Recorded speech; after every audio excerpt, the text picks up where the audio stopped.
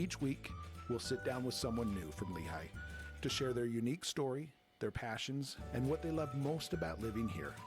Born and raised here. Born and raised in Lehi. Okay. I've kind of lived in every part of Lehi throughout my childhood. I remember when the stoplight was put in. I remember a big red tent would be here, and it was magical. It was awesome. We have a beautiful land. We have great community leaders, and we have a lot of things to offer. It's a good, positive way to look at it. I mean, obviously, nobody likes the extra traffic and stuff like that. No. And leaders are working on that, and I get that it's a long process, and so, we don't need to talk about that today. But I like your positive parts about, hey, with the growth has come some of these opportunities that maybe wouldn't have been here. This is an opportunity for young women 18 to 28 to win scholarship money, to learn how to interview, to learn resume skills, to learn people skills, and to have a platform that they're passionate about. So Miss Lehi 2019, she was our COVID queen, so she served from 2019 to 2021. Lindsay Larson. She didn't win as Miss Lehi, but she won as Miss Utah County. So her first year, she went as Miss Lehi and won first runner-up, maybe second runner-up. And then she came back a year later as Miss Utah County and won the title of Miss Utah. You have to be 18 to 28 years old. You have to be a young woman in the community. You have to live here, go to school full-time, or work here full-time in the city of Lehi. We are one of the highest giving scholarship local chapters in Utah. So we love Lehi City. We are grateful for our partnership with them and grateful for their belief in us. The other side of it is we are kind of at the hands of Lehi City, and we work very closely with our community events manager and say, okay, where do you need us? Where can we help? Everybody knows when Miss Lehi is in the room. She's correct. Yes, okay. Let's give her props. My whole life, actually. Yeah, those girls really swept me up and just held me under their wing. And it was like, you can do this too. You can be a part of this program. You can, be whatever you want to be. I've had a beautiful experience with each queen that I've had. Good. Yeah. Good. Have you seen things change? Obviously the world continues to change, right? Definitely. Yeah, very grateful for technology now where we can see the pageant. We also used to have a swimsuit portion of the competition. We now have a fitness portion. So it's more of modeling an ambassador brand that we work with and judge them on a scale from 1 to 10. And then those scores are composed, and whoever is the highest scored person is the winner. Yeah. So I don't pick. My judges chair doesn't pick. We just pick 5 people that will do the scoring and the judging. And we don't see those scores. I need someone who can walk in a room and take charge. We're helping them learn who they are, helping them grow in their own way. I feel like through their community service outreach, whether it's through their platform specifically or just doing city events, I feel like we're being seen. We actually have a teen program as well. We have a Miss Lehi's teen program. So that is for young women 13 to 16. And that is another great opportunity to learn about the Miss America opportunity and learn about resume skills, interview skills, and being on a stage. Know who you are. Know where you stand on things, whether that be political things or virtue things or value things.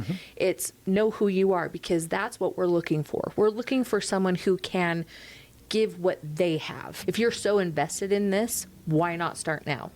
And we have a lot of queens, former queens, who are still involved in their things, still involved in their service projects, still involved in their service initiative, whether that be their new job or that be, something they do on the weekends. Well, the biggest misconception is there's catty girls.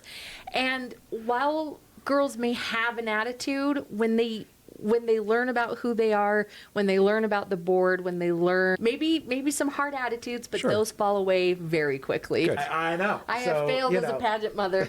So I am the chairperson. So I oversee the committee of the Roundup Week. And we have an incredible committee who oversees the different events during the week. I feel like we've been able to plug and play a lot of our events and a lot of the weekly items, but we've also had to be flexible and gracious when it comes to, is this the right venue for this event? So I think that'll be our new tradition, is to do that up there. But I feel like we're trying to accommodate the size of our small town. I would have to say The barbecue. Okay. That's always a good time. Yeah. But it's probably because I see most of my friends and family through that. But yeah, probably the parades and the barbecue would probably be my favorites. People take it very seriously. Yeah. Definitely. Talk to me, like, why has that changed, or how has that changed? It's fun to see the different neighborhoods get together, build a float, and to see their different ideas. It's a way to bring the small town into this big town that we've become. So join the tradition. Like, come and be with us. We definitely look for people that want to volunteer, and we'll put them where we can, whether that's serving food, whether that's helping with traffic control, whether that's helping with cleanup. Yeah, we definitely have a lot to do, so we're always looking for volunteers to help. But then once you talk about expanding, everyone on this side's like, but you can't because it's tradition. How do you even know how many people attend a parade? I couldn't even tell you. Future changes that would be positive, I guess, or things that you guys have thought about, like, hey, we'd love to do this. I mean, right off the top of my head, I'm thinking of the location changes. I think that has been our biggest accomplishment. Okay. It's just making sure that everything is ready to go for said event. I am over the comedy night, so I make sure that I schedule the high school. I make sure that we have our comedy sports group scheduled. I make sure that, I have technicians running the show.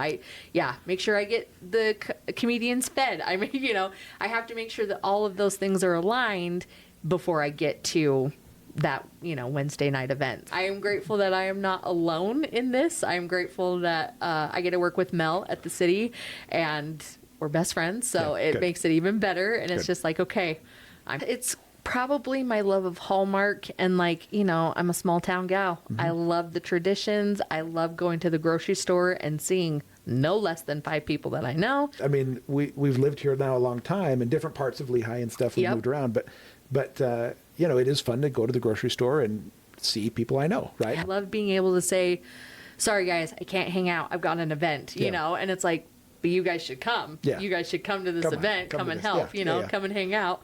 And if you don't know about events, look on Lehi's website, check Facebook, check Instagram, call me. My number's on the Lehi City website, and just join, get involved, come and figure out why we love this that week so much. I think that would be my legacy, is just that I'm a friendly person. With the Miss Lehi legacy, I definitely don't want to see that go away. So I would love, if anybody wants to get involved there on a volunteer position, I would love to make sure that local chapter stays built, getting more youth involved in city events and getting more youth involved in the youth council and learning who the city council people are and the mayor is. I feel like that's very important, and maybe not as utilized as it could be. I think that's what continues to make a great community, is just all those different things. I think that's who we are. Yeah. Remember, every person here has a unique story, and together, we're what makes Lehi feel like home.